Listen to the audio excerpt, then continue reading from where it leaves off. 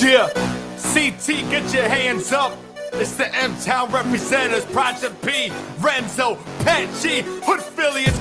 I got a honey Dutch full of dro. Shit, I'm from CT. I'm from CT. Hitting back roads in the lag. Cause I'm from CT. I'm from CT. Making paper ain't a problem, man. Flipping bricks is easy. Bricks is easy. If you got a problem with it, boy, you can find me in CT. Find me in CT. And this is how we do. Back in the lax, I'll crack. Watching everybody wedding cause they know the boss man is back. Going 2 miles per hour so everybody sees you. The tints are so dark so nobody can see through. Nope, we stacking paper, man. You better listen up. In M-Town, we cock back. We ain't playing, bruh. So if you wanna waste my time, I'll leave you hanging like you got 10 yards left. And it's the fourth time. And it's the anthem, homie. Everybody singing. And if you're from the outskirts, then you better bring it. Bring it, boy. I'm repping the south side where people gonna buck if you're trying to waste my time. We slanging weed and coke. We got our cheese and notes. We riding clean on spokes. It's 860. While you riding around in a rental, I'm cruising in the Fleetwood, repping the mental, bitch. I know 100 niggas flipping bricks. Yes, I'm from CT. Talk shit, then we gonna grip clips. Getting guns is easy. Hood Philly is running shit. Nigga, please believe me. I know 100 niggas flipping bricks. It's a kid. Yes, I'm from CT. And this is how we roll. Niggas hating, waiting for me to make a mistake. I fell back with the rap, said I was taking a break. Like Alexander on tracks, they say that I'm great. I spit venom, besides that, can't relate with the snakes. With a statement to make, you could be the witness, man. So dope, Whitney and Bobby are probably my biggest fans. You can get murked with the heat, from the port to the beat. It's for everyone that work in the streets. And I ain't talking a construction site. I'm talking about chucking the white, getting knocked, clutching the kite. No food on your plate, so it's nothing to fight. Only escape from this place is a Dutch in the light. Yeah, it gets crazy, boy. Renzo's an 80s boy. And I put you on your ass like a lazy boy. This is for everybody that sleep in the slums. Aim for the stars like you got beef with the sun. I got 100 niggas on the strip. Nigga, I'm from CT. I'm from CT. And my niggas got A's for 5, so please come and see me. Come and see me. If the niggas want the mixtape, Renzo got CD. And Pat G, nigga, Renzo be the kid, nigga. Yo, and see how we do. I'm from the home of the brave, the land of the beat, where young niggas flip grams so they fam can eat. And the fiends always jam the streets, but if you make a play in the wrong hood, nigga, rest in peace. Little kids gotta play in the house, and these chicks don't carry no clips, but a blade stay in their mouth. And these niggas don't play nice. My man brother got his brains blown out in broad daylight, so you visit better come with the proper respect, or go home with a shot in the neck from the Glock of the tech. Albany ass serve the best food. You can find a smoke with a butt and get a cut too, yeah. Niggas chop bricks like Kung Fu on the block all night, grinding like the bums do. M-Town, East Beat, Dirty Water, Bridge P, New Haven, be the 5 boroughs of CT. I know 100 niggas flipping bricks. Yes, I'm from CT. And my nigga got A's for 5, so please come and see me. Hood Philly is running shit. Nigga, please believe me. Nigga, really wanna know where we from? Take a trip to CT and see how we do. Yeah. Renzo the Kid, Project P, Pat G, and Hood Philly. Shout out to the whole CT, man. New Haven, South Z, you know all my niggas out there. Mental, Bridgeport, T-minus 30 seconds.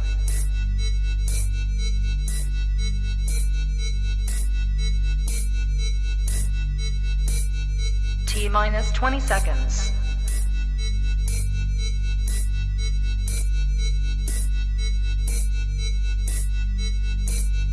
10, 9, 8, 7, 6, 5, 4, 3, 2, 1, 0.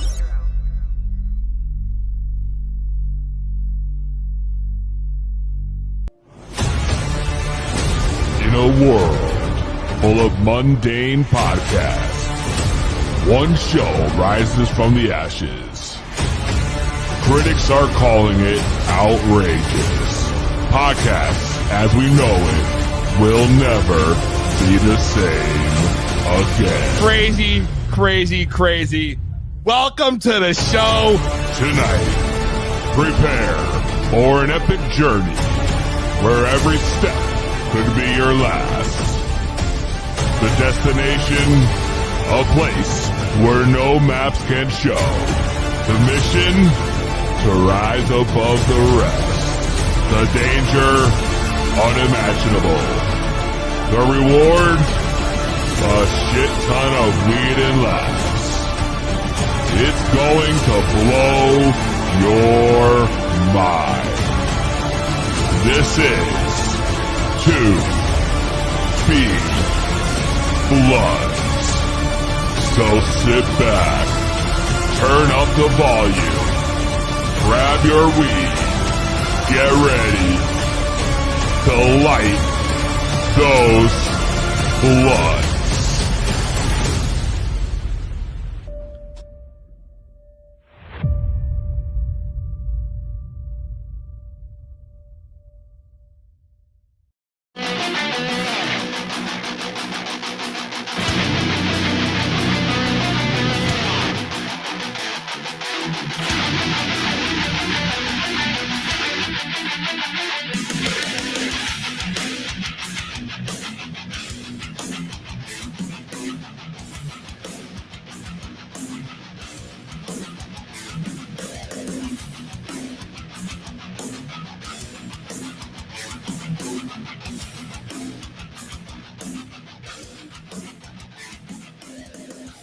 That's right. You are tuned in to the highest podcast around, the one, the only, 2B Blood, the highest pot, the hottest spot to be every single Thursday night, 7 p.m. Eastern Time, brought to you by the PartyCast Network, where the fun starts here, and brought to you by PodConX, the biggest cannabis, all cannabis podcast network. Check them out, PodConX.com. Tonight, we're going to raise the roof. Tonight, we might hurt some feelings. Tonight, we're going to speak the truth. We're going to spit some facts. I am joined by the lovely ladies, Anna and V, of True Social Equity in Cannabis. Tonight, 7:30 p.m. Don't go anywhere. Also joining us, show member Lou Rinaldi, a resident expert on all policies here in Connecticut. And it's about to go down. I am so fucking fired up for tonight. I've been talking about this show for 2 weeks. 2 whole weeks. Because I have been so pumped up after seeing these ladies go ham. Ham. And for all you don't know, that's hard as a motherfucker. That's right, Audie. Big Lou Dog is in the building. We got a whole bunch of other shit we're going to cover. We're going to talk about this crazy week, this crazy motherfucking day I've had. You know I love to do my ranting. We're going to smoke some blunts, so make sure you got your weed, your concentrates, your edibles.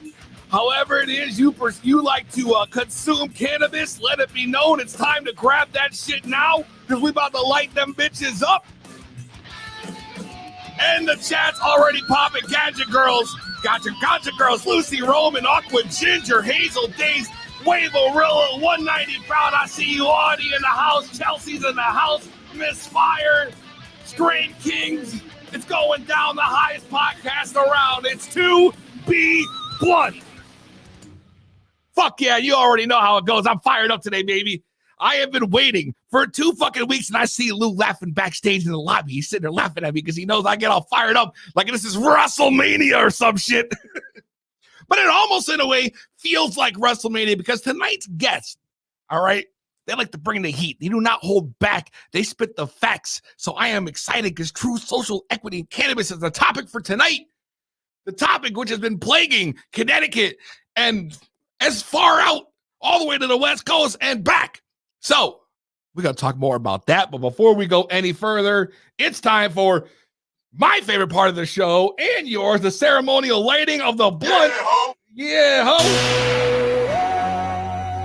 Yeah, ho. It's going down. Tonight, King Palm Loaded. I got a little tag in Dutch here from Rexy, my boy.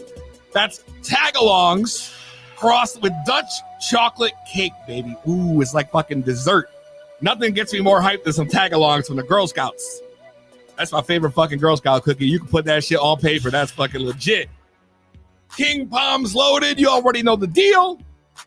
Grab your weed, grab your concentrates, grab your edibles, and get ready to smoke it if you got it.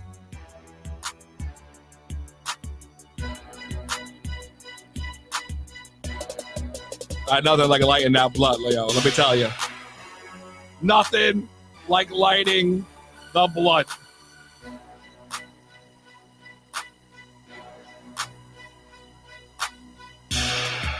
Cookies and cream from Rexy's my favorite. It's in your papers. Oh, you're smoking that shit now. There you go. A fellow Rexy Meds connoisseur. Man.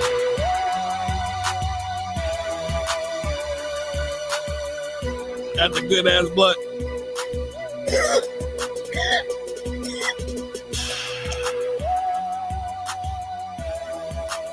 Woo! That's that Ric Flair drip. God damn. About to stuff a cone because I'm lazy. Bruh, King Pops, you stuff them bitches. You ain't got to roll shit. The best part about King Pop.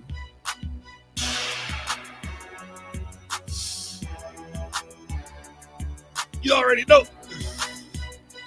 I murdered myself on some diamonds. Ha! Ha! Yeah, every time I start the show with a dab, it goes downhill. So I like to save that for the end of the show. Your boy's not equipped to handle that shit. NH Canada Patient, what's good? BLMA 60, what's good? Yo, so exciting news. 420 Cali time, exactly. Smoke that shit, Hazel, you know. I got smoke tree in the bongo. I don't know what that means, but okay. I got smoke tree in the bongo. So you already know I got some news. I got some good news, right? You all know I just bought a house. Just got the new house. We're in the new studio. Which is dope. Today, well, this week, I should say, I purchased a new fucking car, which I'm really, really excited about, I gotta say, because, you know, I've only driven literally buckets my entire life. I don't ride clean. I've never had anything fresh. I've always driven shitty cars or hand-me-downs, and you know, my current car is a 06 RAV4 that had 238,000 miles on it that I've just been pushing and smoking in forever, yo, running that bitch to the ground. But why is the process for buying a fucking car so hard? The actual purchase of the car was the easy part, right? As soon as I seen the car, I was excited. I got a motherfucking Subaru Accent Touring. It's fully fucking loaded. It's got every fucking bell and whistle you could ever fucking think of. I never even thought I'd get a Subaru in my lifetime. I seen this bitch, and I opened it up, and it was like fucking a luxury vehicle on the inside. I was hooked. So I get the car. I tell the guy I'm going to buy the fucking car, right? And so first off, it's like, you know, the 30th of the month. And this dude is pushing. He's pushing because month end, he's trying to get that fucking sale in. I'm like, all right, that's cool. You already know.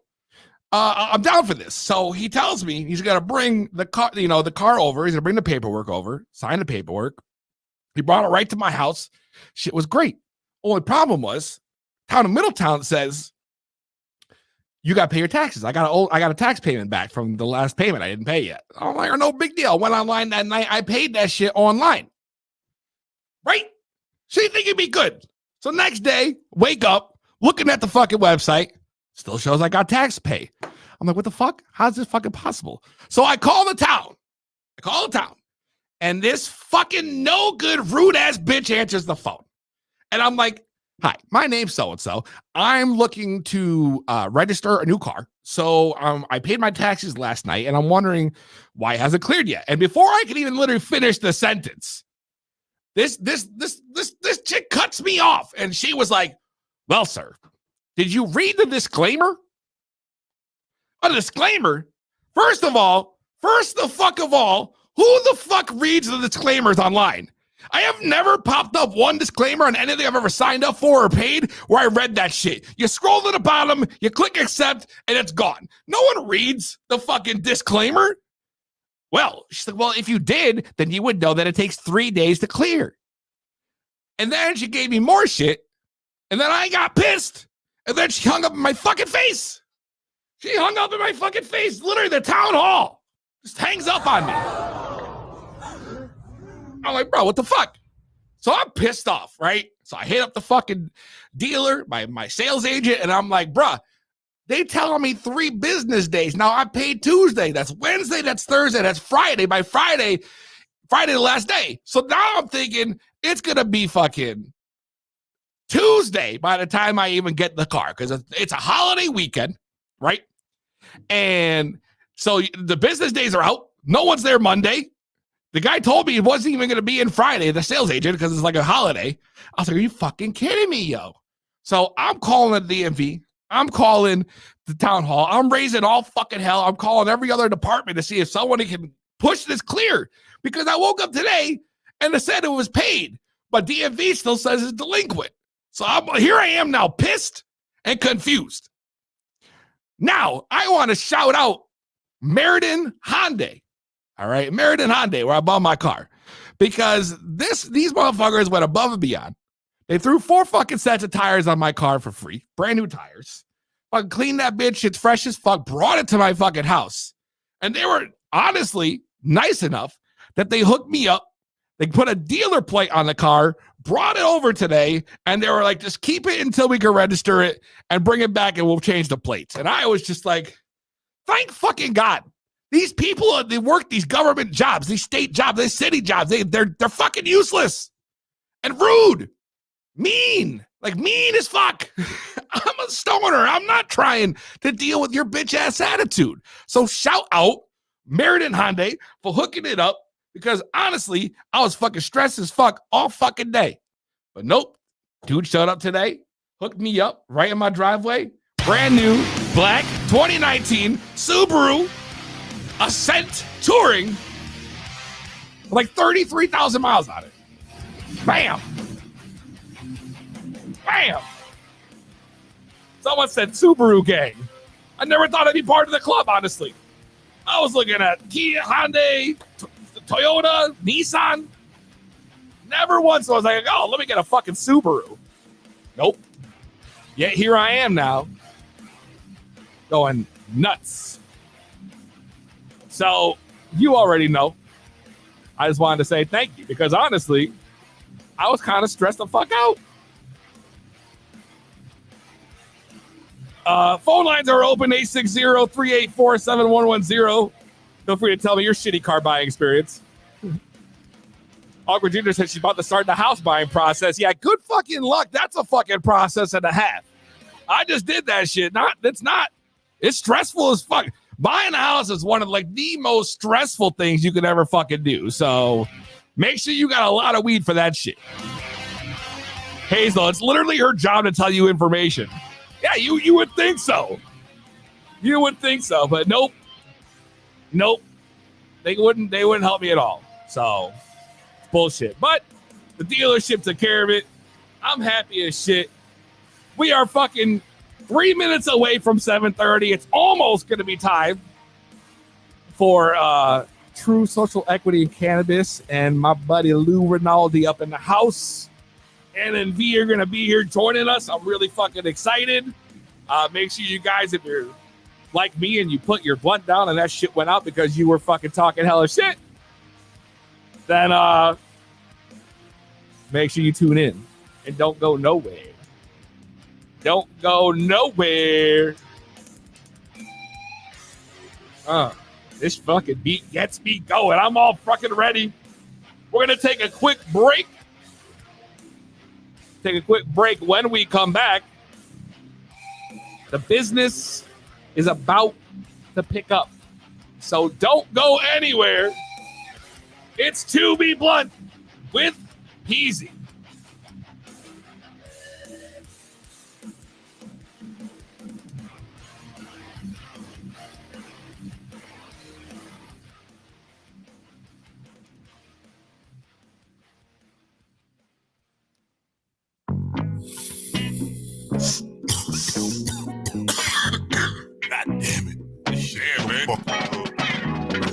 I'm the type that wakes up in the fucking morning, Right.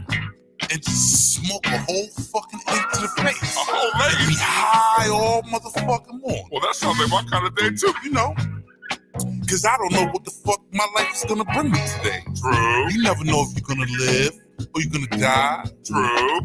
So I'm gonna smoke every motherfucking day. Then pass that shit to But me. it doesn't matter to me, because I'm a high motherfucker. Already. You hear me? Straight out of Diamond Star Production. Man, I'm high as hell. Man, I'm high as hell. Man, I'm high as hell. Man, I'm high as hell.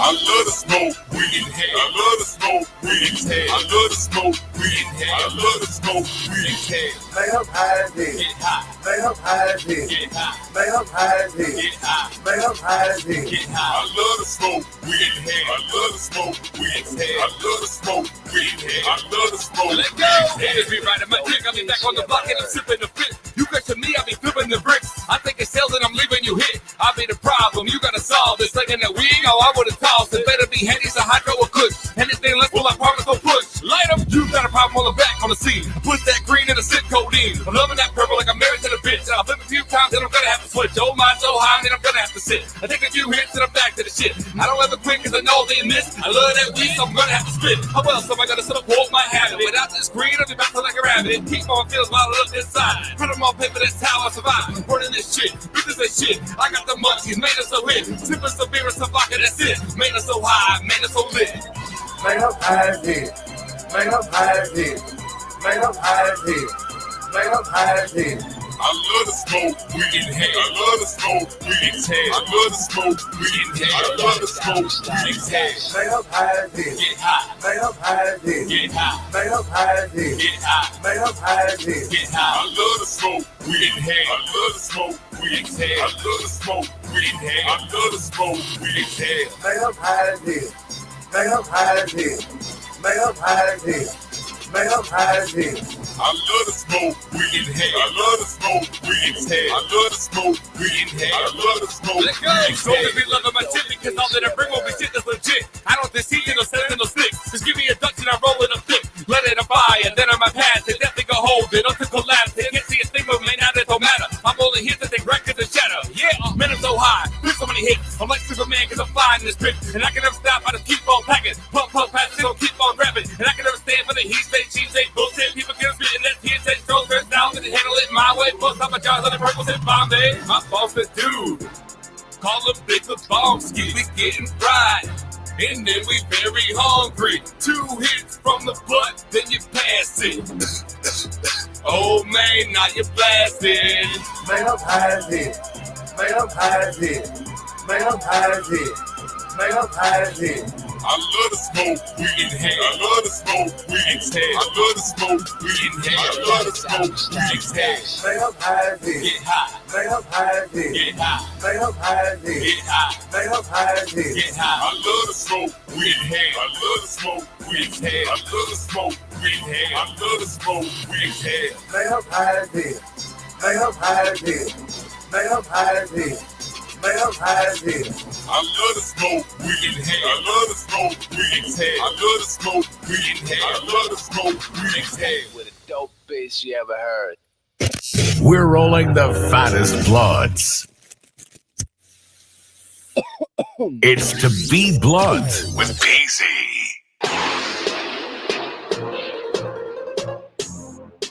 To Be Blood Podcast, we are back. It's time.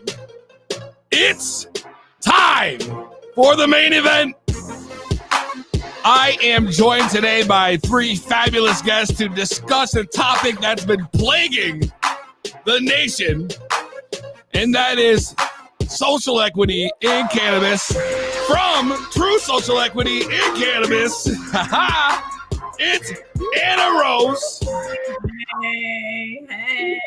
House to add you guys in. And of course, joining in also, my man, resident expert Lou Rinaldi in the house.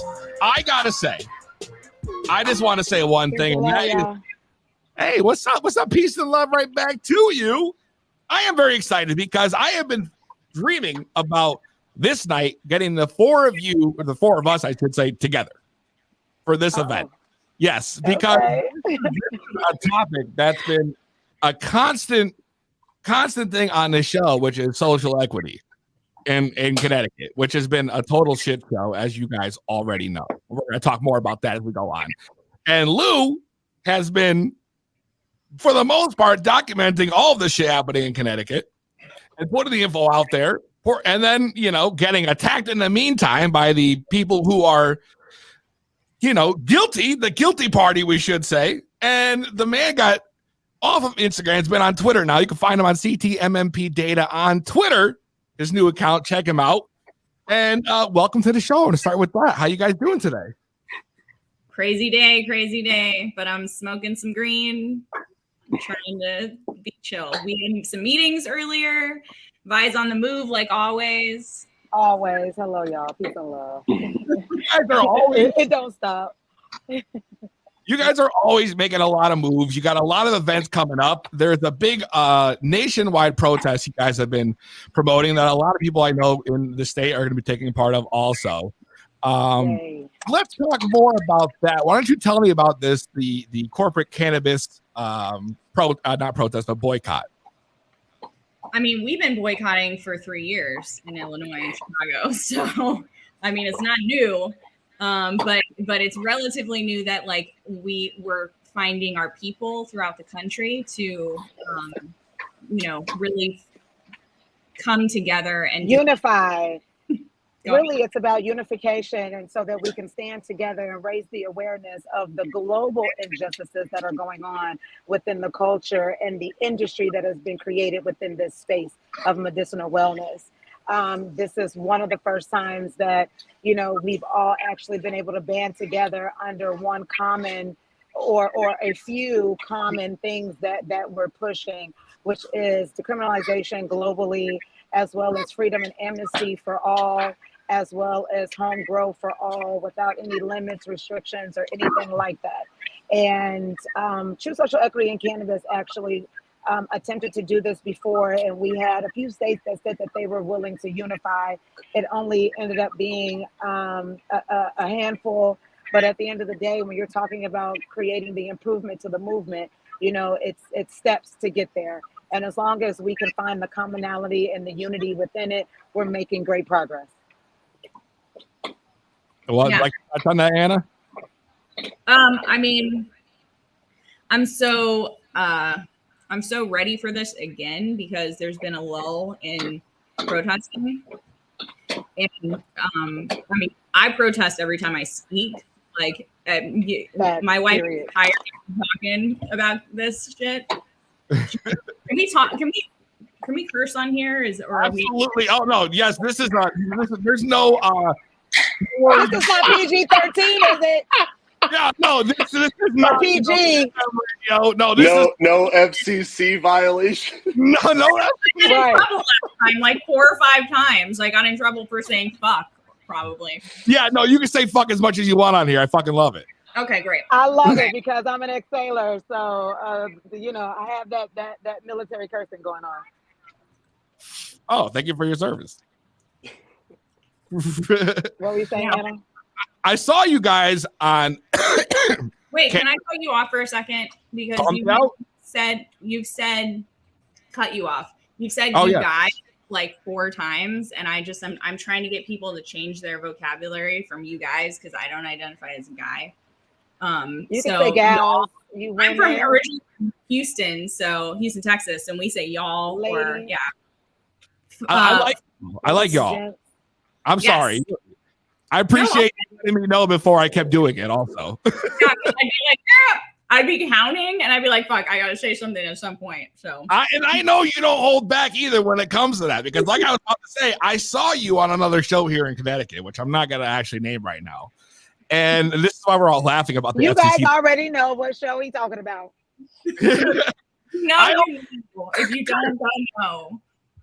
We'll put it out there. You guys were on Cannabis Corner with Joe the Weed guy, and I saw nice guy, of course. Joe's nice, but I saw y'all out there on the show, and you definitely did not hold back. And I think that is one of the things that I really appreciated about your appearance on that show that made me even more want to get you guys on, because this show is called To Be Blunt, and y'all are blunt as fuck. Right? Period. Because if we don't rubber any feathers, then we're not doing our job to making sure that we're creating the actual change that we want to see. So we have this issue with social equity. Now, I mean, as y'all already know, pardon me for correct myself here, y'all already know Connecticut, we just had a whole thing about voting for licenses for social equity applicants. And I think anything that did went out was to my eye is twitching right now. A corporate or somebody tied in with corporate or MSO, right? And this is the bullshit that's happening across the country. They're trying to lock it down so that they're going to get, all the profits. They're going to control what they think is an industry, which really is not an industry. As we all know, this is not, I don't think cannabis should be thought of as an industry, because it's really not. It's medicine, it's a plant, it grows naturally. But for whatever reason, different views about that, actually. So I'll let me hear that. I agree with you. Get along. Come right in. Go right ahead. So at the end of the day, the reason why that there's an industry that has been created, because it is a renewable resource.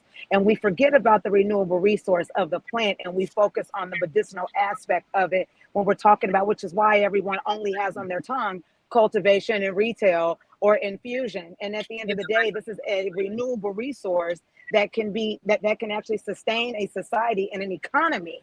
So that's why there's an industry, because it's an industry of industries. We're just being pigeonholed so that we don't actually utilize that and see that to actually benefit the world and the people in it.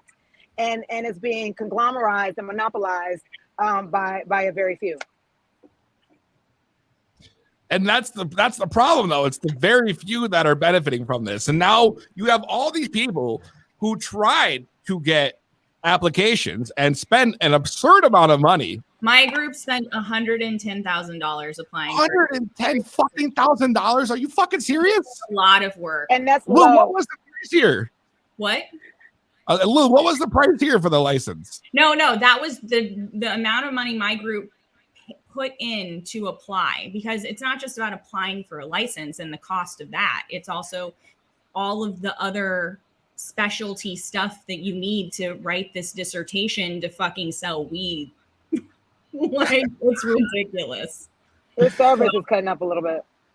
Oh, that's a lot of money still to be putting towards something that is almost unattainable with the way they're running. I mean, Lou, I was asking Lou, what was the price per year for that? What were they charging people for an application here?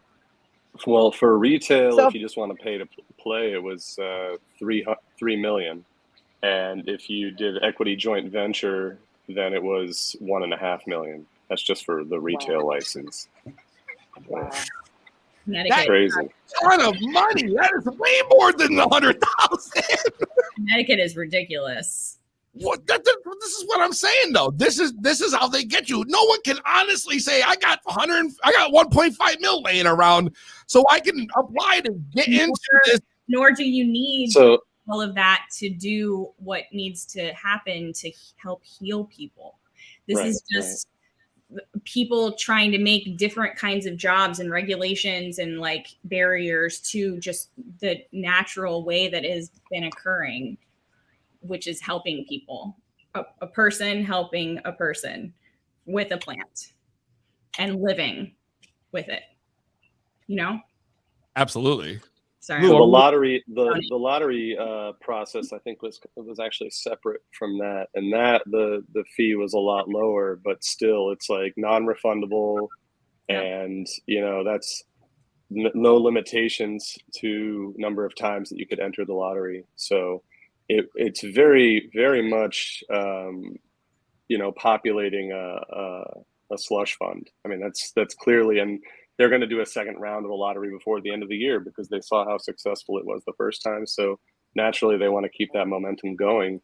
And one very concerning thing that was getting discussed recently, Box Brown, who I'm sure a lot of folks know, fabulous artist and comic creator out of Philly, was talking about how when there's delays in adult use market rollouts, it benefits, it extreme tilts the advantage toward existing operators. So operators who have already been involved in, say, the medical side of things are the ones who benefit from these delays, these inherent delays, like what just got announced in New York now, where they said it's going to be significantly longer of a time frame than they had previously stated. And Connecticut too. Connecticut just hasn't come right out and said it yet, but I think they typically will react to things that neighboring states do. In this case, New York. So I expect that we're going to hear pretty soon. New York hasn't taken applications from people though, so they haven't started like making money off of this, where Connecticut and other states have made money. I think New York, by pushing the time frame to figure out how to do this, is a smart move, because as we've seen from other states, you don't want to just push forward to get something done because it just messes everything up in the long run. And Vi taught me that, like, first time I met her. She was like, no, we need to scratch it and burn it and start over. And I was like, no, we can, like, they're saying that we could do this and this. And I supported that for like 2 years. And I was like, no. I finally saw Vi was fucking right. We got to burn it down, start it over. And the reason why is because it's always easier to learn the first time versus to undo things. Unlearning is hard for people in their normal lives and just how it is that they want to elevate and grow as humans, let alone try to implement that into some business practices from an industry that has never been created before. That's everywhere is having problems. Every state. That's why we're coming together for this multi-state rally, to really unify our voices and say, we're not the industry that you're seeing in the tabloids, and you're not the industry that is frankly being on all of the cannabis. Like, it's this fake industry, this facade that's being made, and it's not okay. Well, that's what industry kind of breeds at the same time. When you look at big pharma, when you look at big tobacco, when you look at all of these big corporatized companies, that's how industry has been created. It's been created through monopolization. That's why you have Walmart. That's why you have Facebook. That's why you have Google. And soon it will be a Cresco and a Keurig. Oh, you won't let it. And exactly, and that's and at the core of it,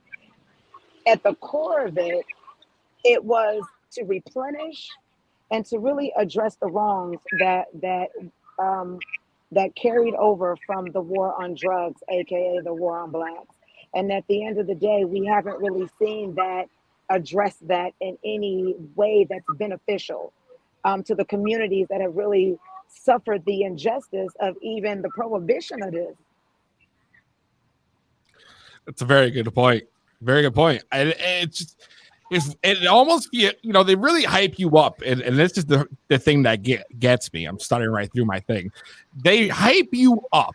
They get you to believe that you have a shot at this. When they first talked about going rep here in Connecticut, and I'm sure the same thing for you guys in Illinois when your government was discussing how they were going to handle the situation, they have you thinking that, hey, you know what? I really have a shot of getting into something that I love. And you have all these people who all love this plant so much and all things they can do that they desperately want to make it part of their life and not just in a way of consuming it. Like, they want to actually get into it because they love it. Able to, because it should be a free market, and they should be able to do what we should be able to do whatever we want with the plant.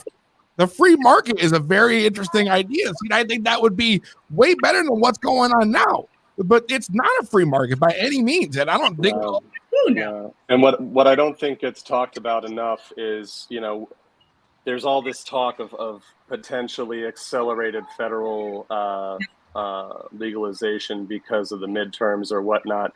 Mm-hmm. I think regardless of the time frame there, the important thing is how cannabis gets classified and whether or not it's rescheduled or descheduled, because I think the single biggest linchpin of the whole thing is if it doesn't get classified as an agricultural commodity, if it doesn't get, if the plant specifically doesn't get classified as agriculture, then it gets classified as pharmaceutical, and that opens the door for national scale regulatory capture, like what we see, in Illinois, and what big we see in cannabis, just Connecticut. like we have big pharma and big tobacco. We're watching big cannabis occur. And that's one of the things that banding together and unifying and writing the legislation and going to Washington and really demanding the things that we unify on can hopefully change that and make sure that at least as we the people, our voices are uplifted and heard about the injustices that are going on, because people are needing this, and so does the fucking economy. If we can do NFTs, we can definitely free the people to keep being locked up for cannabis and grow the plant however the hell we want it. We got digital marketplaces going on, for God's sake. Right. I wanna address what you said, because we actually spoke to two people who applied in Illinois. Both won licenses through weird circumstances and connections and but I think they're OGs. I believe they're OGs, and they're super excited about New York and getting into New York. And I had to be whoa, you have to really see, are they going to do the right? So I'm glad. I actually didn't hear that they're taking their time. I hope that's not a real thing, as opposed to a distraction, which people should look out for.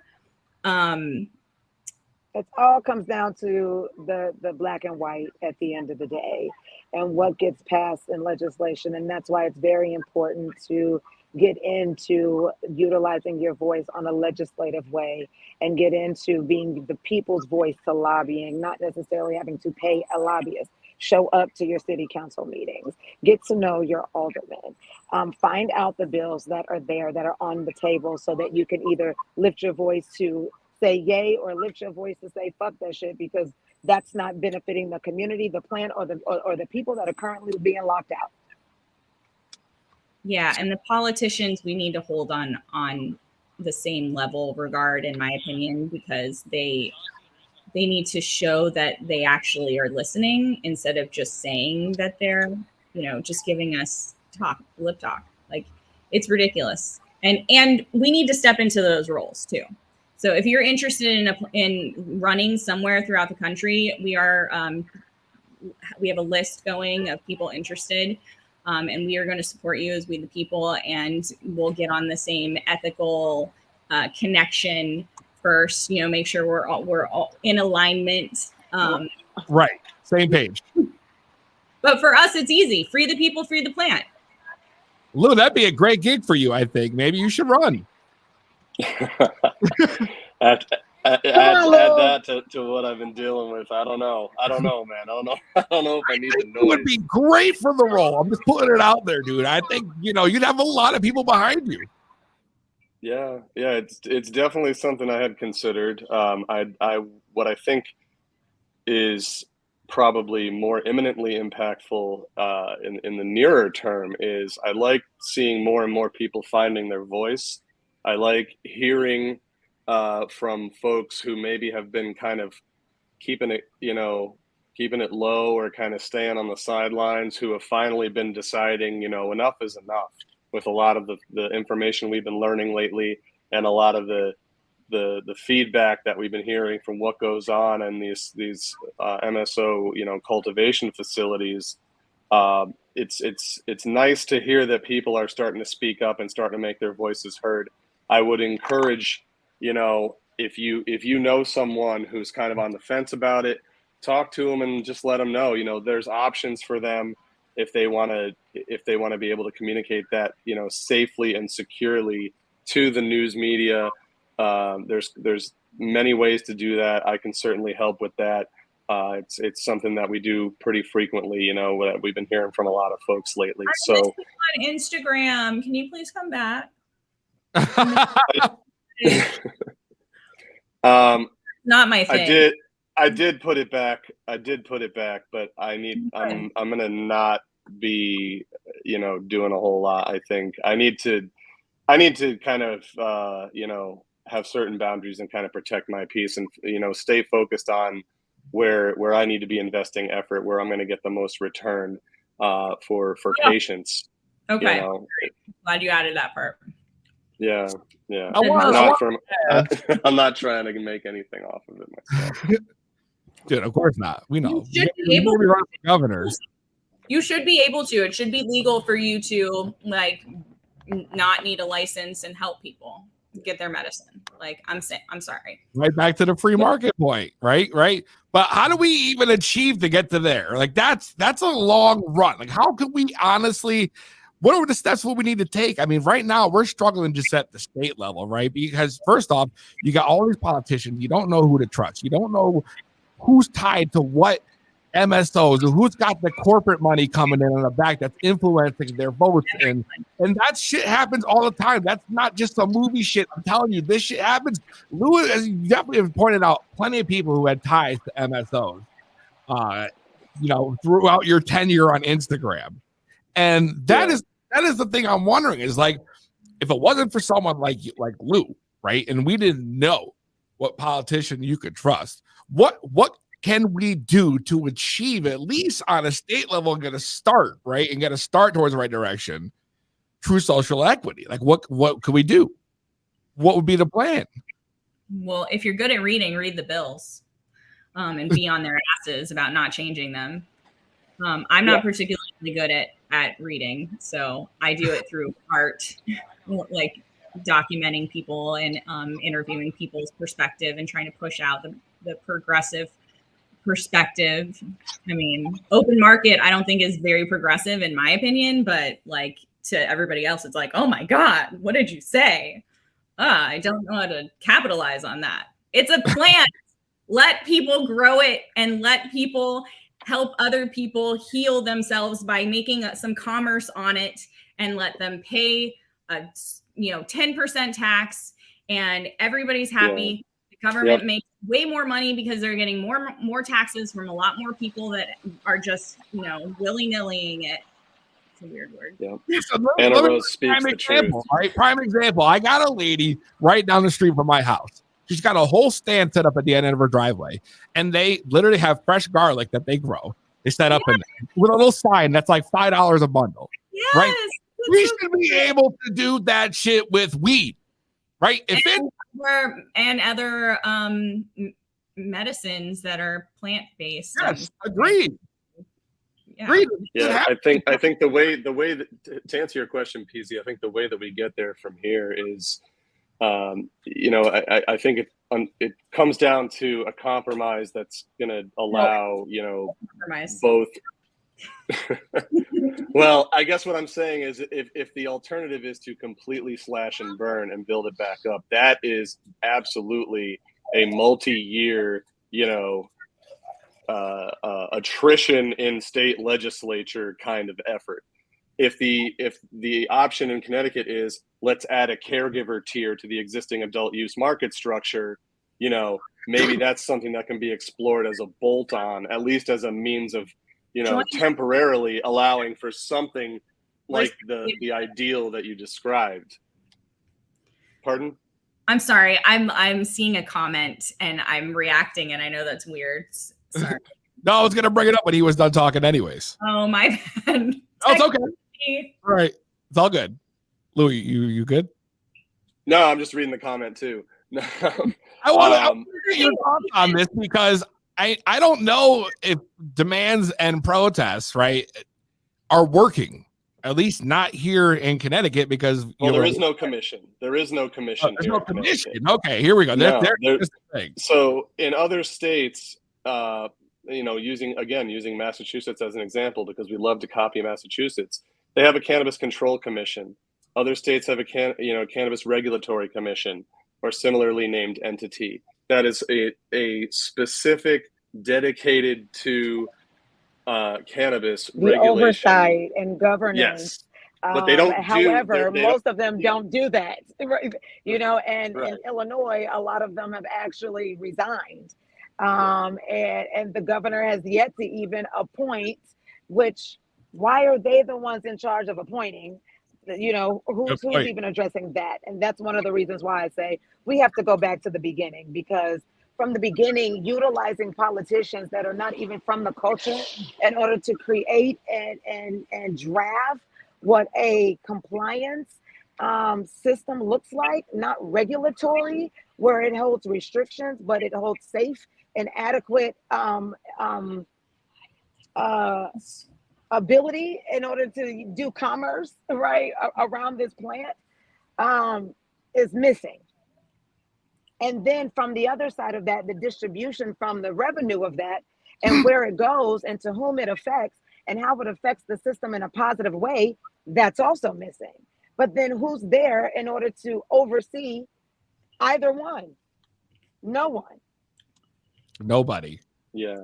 Well, the ones who are there to oversee it are already captured and are not going to be able, are not going to move the thing in the direction that their handlers have not approved.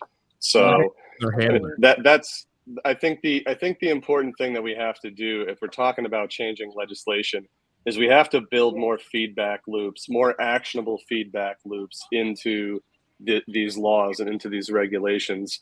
The Connecticut medical program is a great example of patients having absolutely no voice in their own program. There's no feedback mechanism other than filing a formal complaint with DCP, which isn't a publicly visible thing anyway. That's not a searchable thing. You can't look those up online. They go into the cylindrical filing cabinet.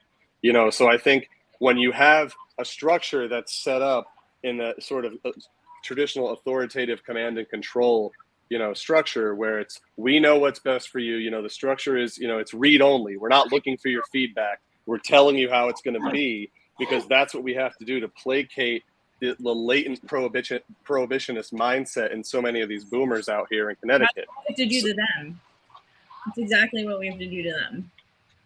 Well, and what I will say is that and that's actually where the relationship between who you elect and your role as a citizen comes into play, because that's the prime example of how it is that we can go back to putting the respect into our voting system and utilizing our voices to actually show up, not only just to bitch about it, but to actually do something about it and unify with other organizations that are doing the work so that the voices can be lifted to create the bills that we want to see. We create it, they enforce it. We create it as the people, they enforce it. And in some way, somehow, we've allowed them to create it, which isn't occurring, as well as to enforce it, which also isn't occurring. Why wait for them to do what it is that we know how to do for ourselves? Just what they need to do is just move the fuck out the way. That part. Yeah. Where's the lie?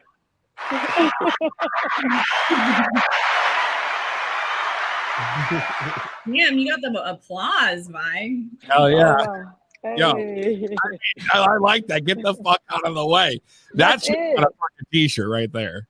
And also, there's a divide. There's a lot of divides, but there's a divide right now that is hurting us. And I think we could come together on the 3 demands that we're currently discussing: decriminalization, freedom and amnesty for all, and home grow for all. And even though we've had differences in the past, and some people, in my opinion, are out to get theirs, which is not okay, because this is about overall what's going to happen with these amazing plants that are helping us heal the world. And we need to be healed, people. I know you feel that. Sorry to feel myself. Hold on. I'm going to light some energy sage. See this, but I'm lighting, and I'm just gonna say, everyone that's been having issues with each other, we have it in Illinois too. So I got a lot of people on my list. But everyone that's in that place right now, can we just breathe in deeply and out, and another time, and just let it go.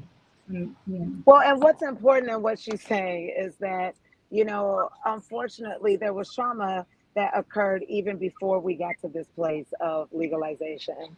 And then there's been trauma that has occurred going through the process and trying to actually remedy, and why it is that they legalized it based on the war on drugs. It did the opposite. And now there's been other wars that have been created in that, like the social equity war. at this point, it's almost like a brand and a stamp, like real cheese. It means nothing. I agree. We got to bring that good vibes and that energy right here. Yeah. The smoke is just letting it go. How do you just inhale the good shit and exhale? And exhale the basher. Take that moment to relax, calm down. Yes, take back your energy, take back your power, take back your voice, and show up. Get involved, man. Support. Get involved, man. That's it. Get involved. Look at Lou. Look at this vibe right now. This is really something else. I'm not wearing tie-dye, just so y'all know.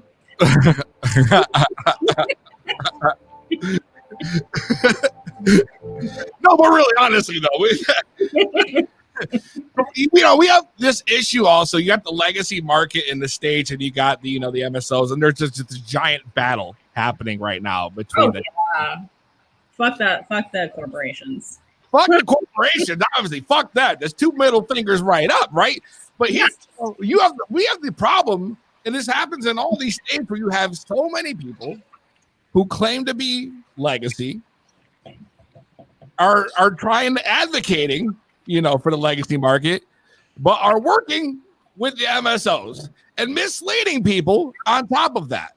And then you problem is you got all these patients, right, who follow these people, and look, and in a way, some of them look up to them. You know what I mean? It's like that's like their cannabis guide, and then you find out it's a bad actor. Like what? This is a situation that's happening more and more and more. I keep finding out about every day. It feels like if they're a bad actor, then change them. If they're not willing to change, don't fuck with them. If they're how do we change the bad actors? I mean, they're already in deep. Stop lobbying against us so that we can do our fucking work. Like this is gonna happen. It's just when it's gonna happen, and they can either be with us or they can still, be not with us. We're gonna keep going because there's more of us than them. And the more people we educate on this, the more they understand those people that you're talking about that are looking for help with this. Like there is so much information out there. Learn things and educate yourself. Yeah. And give your money to good people. Don't just stop feeding the beast. Well, build the community at the end of the day, right? Get out of the way of building the community because really it starts there. Everyone has the ability to be their own bank if they so choose to be. If they understood really how to collectively, the word is collectively, meaning multiple together. And I think a lot of people forget what collective actually means. Collaboration. We come from here, so we're all about it's okay to not agree on everything. Matter of fact, you should desire that because then you're questioning and thinking outside the box. And as long as the synergy of the intention is there and the goal is the same, how you get there really isn't necessarily what you should hold on to. Yeah, Lou, I mean, you're a great example of like being ethical and never wavering. And like, we're the same way. We don't stand your ground. Fuck with them. But however, and there are a lot of people that have already fucked with the devil and taken blood money. So they're going to have to, and I am not a religious person, repent somehow. You're so funny. And join. Well, as a recovering Catholic, I really want to know what that repenting looks like. I want to know what shape that takes. I'm all for working together. What I need is I need to know how trust is going to be rebuilt. I need to know, the same thing like you're talking about holding politicians accountable earlier. It's about the say-do ratio, right? You said last legislative session, you said the following, bip, bip. It's now 1 year later. This has or has not happened, that kind of thing. And that's how some of these people are asking to be evaluated. And you know what? I will take that up in good faith, and I will keep tabs on promises that are made and how much actually gets fulfilled and how much is just kind of blowing hot air. That's how you get their ass out. Yeah. I mean, I think that's the most fair and equitable, transparent kind of way. Let someone say what they're about, and then see if they're going to be about it or just speak about it. It really is that simple. So give someone the opportunity to prove you right or prove you wrong. You know what I mean? Agreed. Good point. That's a good point. It's a good point. We have there's a lot of work that needs to be done within the communities, within the government, within the collaboration of both. It's a nice word we need to use, because eventually it feels like the two have to come together to work to figure out some kind of solution. Unless we're gonna literally just take over, which is what'd you say? We're gonna just ignore it. Actually, I think we're just gonna kind of. Well, that's been the history of our voting system, right? And how it is that we participate in politics as citizens. It's just, I'm just gonna go this way. And then there's been, a few of us that actually stand up and care, like, at WJI with the organization that we were just at, and shout out to them and the work that they do, the Women's Justice Institute, and having people that are actually being willing to stand up against the system, being within the system. It takes multiple facets of people working together to actually enact, right, and exemplify it. And at the end of the day, it's a tandem dance. They're not going to read the fucking bill. They don't have time to read all that shit. But at the end of the day, the community, I'm seriously, but at the same time, the people have a duty to even utilize their voice and come together and draft the policy and legislation that they want, so that everybody else can push it. Everybody has a role to play. Everybody. And I'm someone who didn't even know what lobbying was 3 years ago. I'm gonna be real. I grew up in Houston, Texas. I've been in Chicago for 20 years. I'm a gay girl, so I was not really into politics for that reason in Texas. And then just stayed away from it because it's a lot. And so I've been waking up. I am waking up. So if you haven't woken up, it's time to wake up. Absolutely. It's time for everyone to wake up.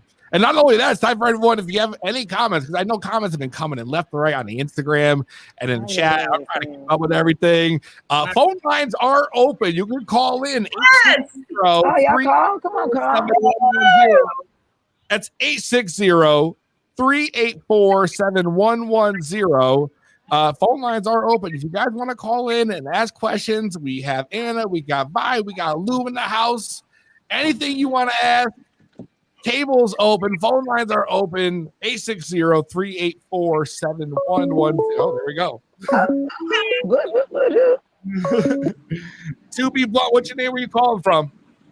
Hey guys, it's Joanna, Lady J from Boston, Massachusetts. I'm done typing. I figured I'd call in. Hey, peace and love, Queen. Peace and love. What is going on, everybody? What is up in Boston? Give us like what you were saying about lobbying. You're not alone in that. I just learned about lobbying myself after going pre-pandemic to an open lobby day at the State House with our cannabis lobbyists. And I learned and followed and learned what they did that day. But I also learned something recently. You don't have to be a lobbyist to draft a bill with your local representative. So period. To do is sit down as a community, discuss what you guys want to see, and then your local representative has to write that bill. They have to help you. That is part of their job. That at least gets your foot into the door with your local government without having to deal with I don't know. Well, at the end of the day, Joanna, I definitely appreciate you calling in to say that, because that is definitely one of the things that we push. I actually was a former lobbyist for Illinois Cannabis, and one of the things that we push within True Social Equity and Cannabis and We the People is the people utilizing their voice, because you don't need a lobbyist. You are the lobbyist. We are community lobbyists. we all have a role to play with that. And it's not as hard as people think that it is. It really just about knowing what's happening in your local area, in your local community, in your township, in your city council, and caring about how it is that matriculates down to your street, your block, your schools, your hospitals, your children, your transportation, the cleanup. It all is involved together as one. And that's why we can all stand together against the 3 demands that we have going nationwide for this protest. Yeah, so we are protesting 3 different locations, and Lou, I've actually been meaning to reach out to you to see if you could give me all the tea on all of the dispensaries that we're protesting, because we want to do like a little pamphlet we can hand out to people. Hell yeah, I like that idea. For sure. Don't support this company because just Google everyone in the states pretty much. Oh yeah. But Vi is very particular, and she's like, we need to have like numbers and information. And I was like, loser. Oh, damn. Like, you got it already. Yo, I like that. Fucking deep throat shit. Not deep throat, cutthroat. My bad, yo. That came out totally wrong, yo. He said. Fuck, yo. Oh my God. That's not weed, yo. Pat. That's as far as we want to get down on them, though, actually. Yeah, we want them to feel the pain.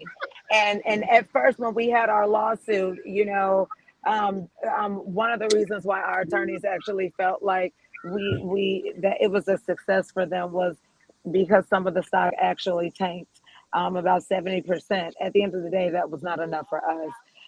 It definitely is a cartel, an American cannabis cartel that's being created in this corporatized industrial corporate cannabis that we're watching. And we're definitely not going to let it continue on our watch and other watches that stand with us that are like-minded. So yeah, man, tap in, get in tune. Amen. And I just got to say, that's the problem with Massachusetts is like, at least with our, like I was saying, with our medical program, there is no SE or EE licensing in our medical program. They made it so impossible that the only people that have medical marijuana are these huge corporate companies. We don't want to be supporting them, but yet we don't have any other outlets because there's no caregivers either. Like, it's a messed up situation. So as a patient, I can't even support a SE or EE craft cultivator if I wanted to without going to the adult use recreational side and paying taxes on top of paying an arm and a leg. So something to give with either integrating the licensing or, like you said, free market, What we are fighting for. You are literally what we are fighting for. And please join us, because this is a national protest. It's anyone who agrees with these demands that wants to do some kind of action. It can even be online. Just announce that that's what it is, and that's what it is. And you are. Yeah, so we'll be starting a national petition with these demands as well. And so you guys will be able to find it on our website. And we'll definitely release that to you guys to let you guys know. But it's time for us to actually put the groundwork in so that we can get on a national level and lift our voices to really let the political system know that this is not going to happen, and present the bills that we want to present. Sorry, the train is coming. Absolutely. Well, thank you guys for letting me call in. I'm going to continue watching, and yeah, thanks. Thanks, Joanna. Appreciate it. Yeah, bye-bye.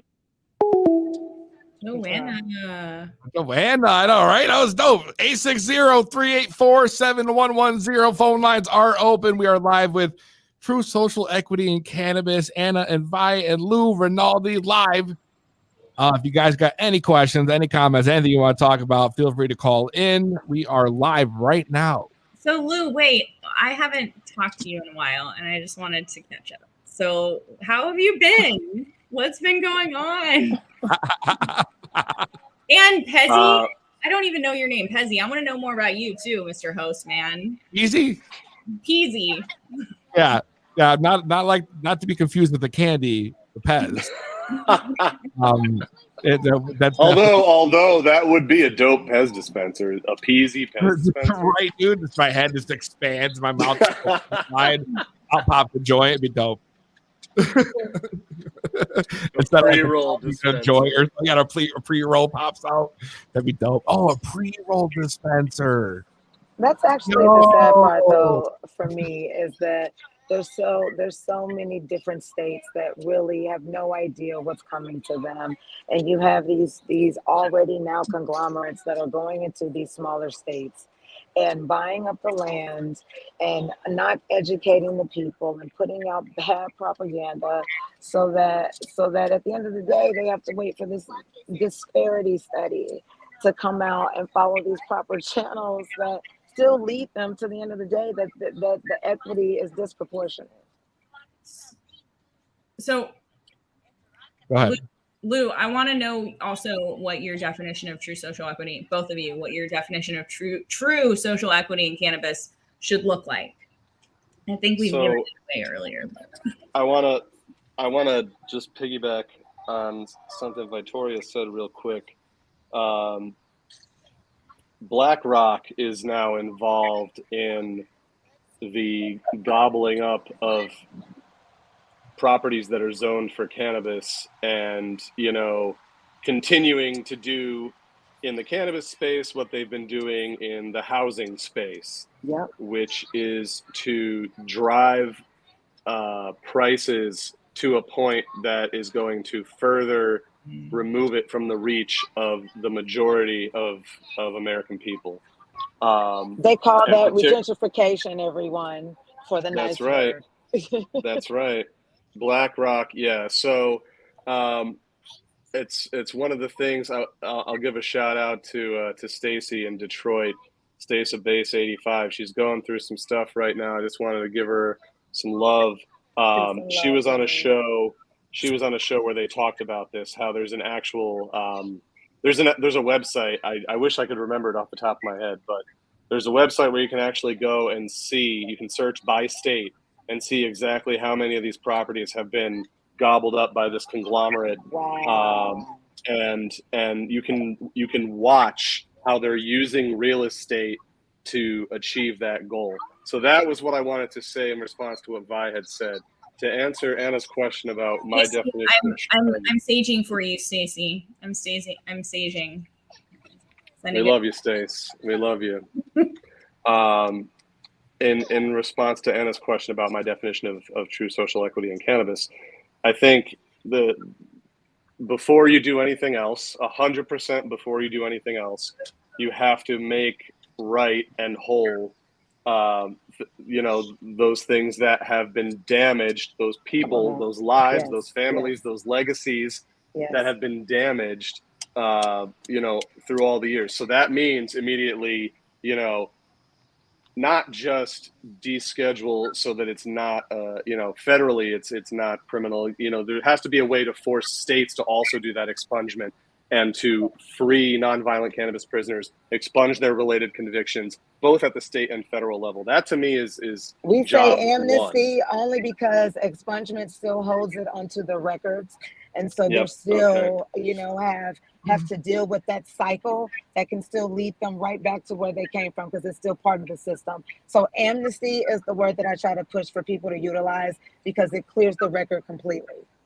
Thank you for the knowledge. Peezy, you got to understand, this is why I look to these two ladies as like a North Star for so much of this, because I'm still learning as I go.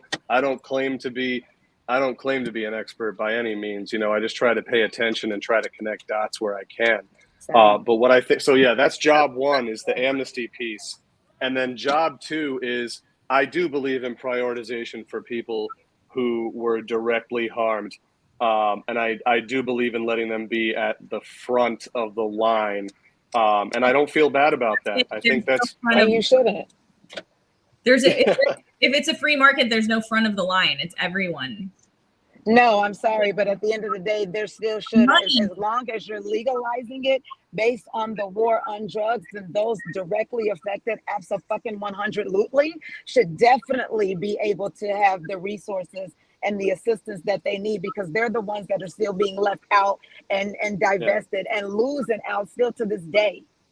Yes. And then it has to be structured. Yeah, it has to be structured in a 1,000%. way that's going to, whether it's through extended exclusivity agreements or whether it's through certain percentages.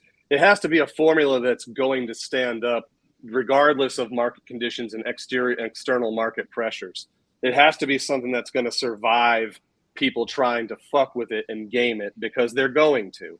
So it has to be not generational wealth at that point, that they exactly again legalize it and said that the opportunity for that was going to be created. Show me where it has been. I have yet to see it.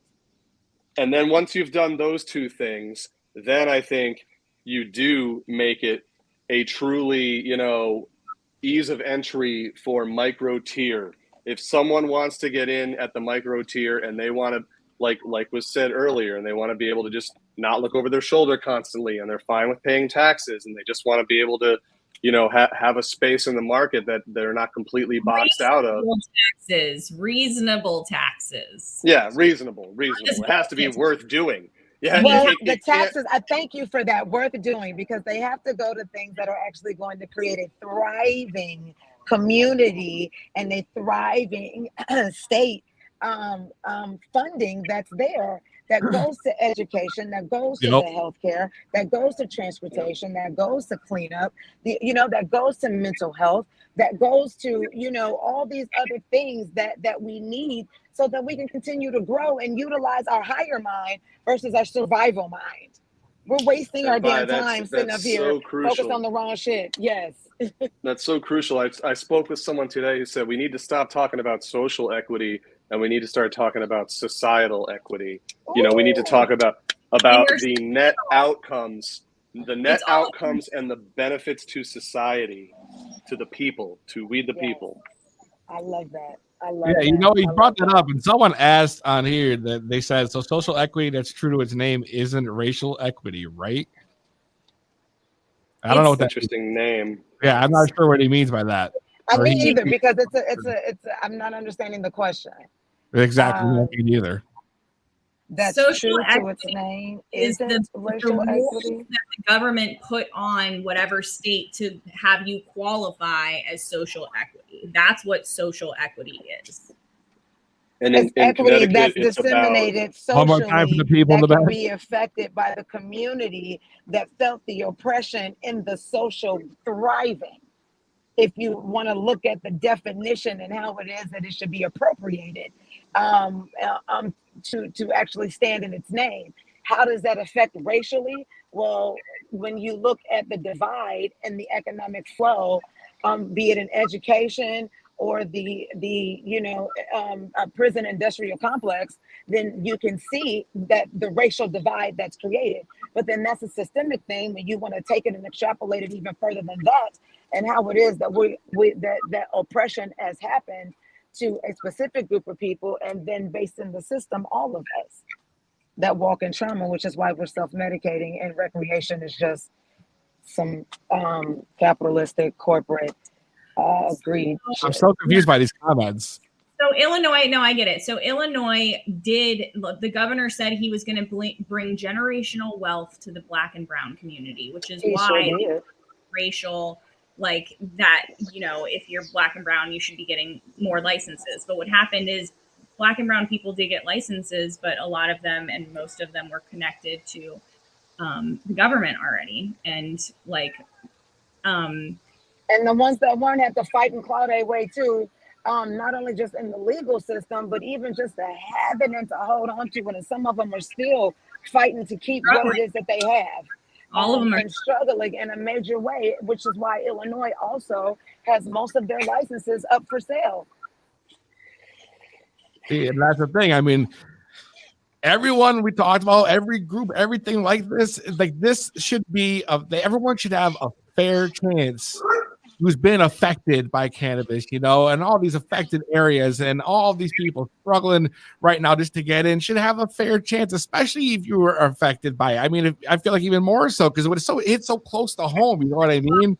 So everyone should be able to get in, not just a fair chance. Everyone should be able to get in, and the people who were harmed by the war on drugs should be getting compensation in some Yes, agreed. Or Yes, like don't have to pay taxes for a while. Like very least. Let's just. I think the access to capital, access to real estate, I think is also an issue. I've heard it said a lot lately that we should be enabling folks, to Anna's point about anyone who wants access to the market should be able to get it. The only way that that's going to happen is if they allow people to start up these businesses in their garage kind of thing. In a scenario where you don't have to be, incredibly well capitalized just to be able to get a foot in the door, not even to be guaranteed a license, but just to be able to try to get a license. You have to be so well capitalized and so well connected. If you're really going to democratize the market, then you have to make it so that, people can pursue these businesses and these initiatives that they want to start up in a way that's going to be achievable and attainable regardless of your socioeconomic status. You should be able to have resources available to you. And if you're, if you're in certain situations, I think that yes, your efforts should be subsidized by MSOs,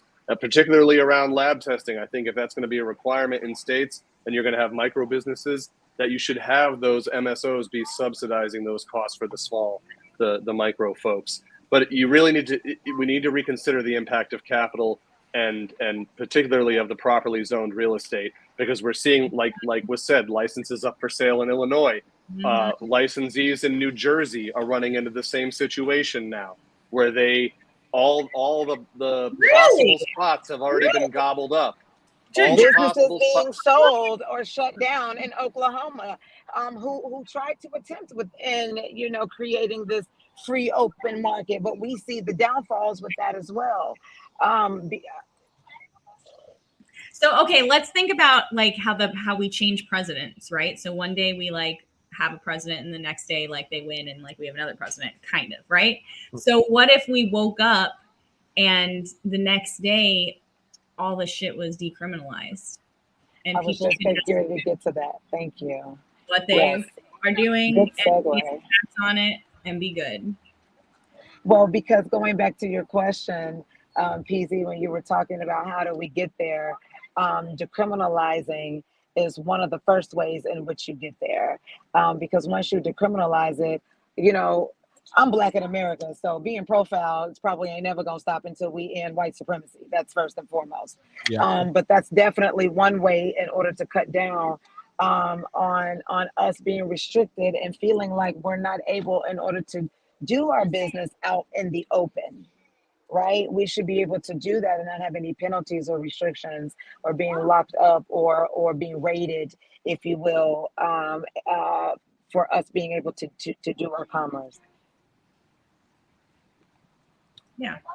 Yeah, absolutely. And listen, I just wanted to say thank you, Anna and Vi, for coming on. Lou, of course. Peace and love. Peace and love. Awesome. I appreciate you guys coming on the show. I appreciate y'all coming on the show. My bad.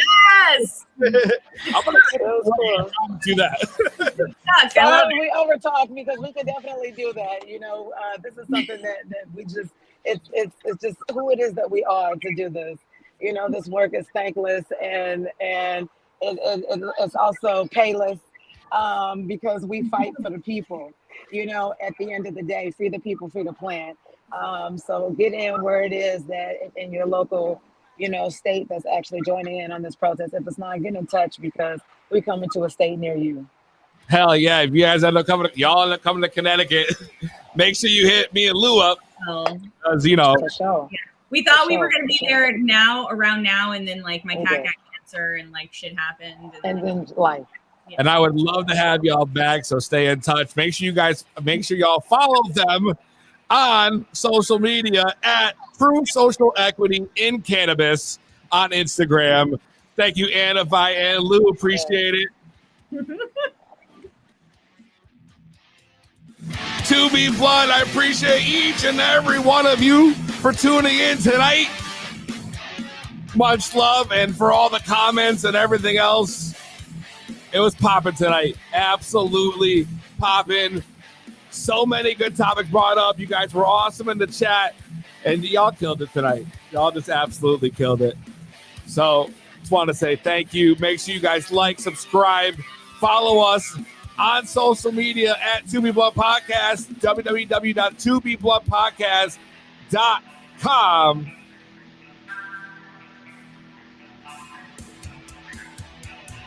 And you know the drill.